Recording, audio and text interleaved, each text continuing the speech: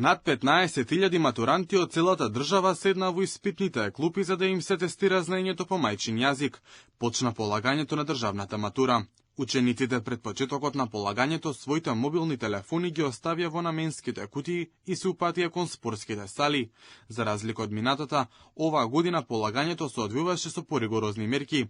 Според министерката Јаневска, учениците нема потреба да се обидуваат да се надмудруваат со системот, бидејќи матура се полага само со повторување на материјалот, што веќе го совладале изминатите 4 години.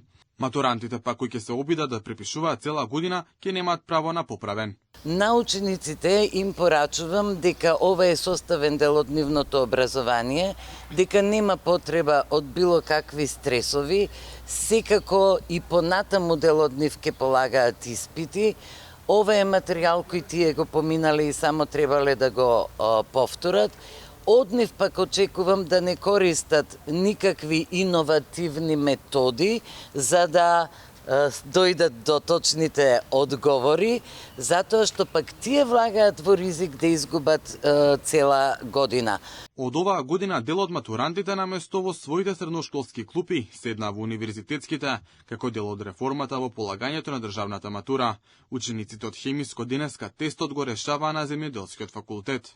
Од државниот испитен центар беа направени сите потребни подготовки. Во текот на целата година се работеше напорно за денес да тргнеме подготвени за реализација на првиот испит од државна матура.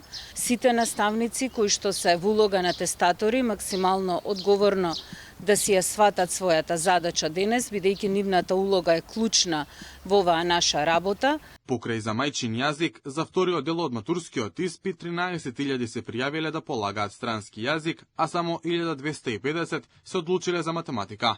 Средношколците кои нема да ја положат матурата, ќе преполагаат во август. Резултатите ќе се знаат најдоцна еден месец по полагањето на вториот екстерен испит, закажан за 11. јуни.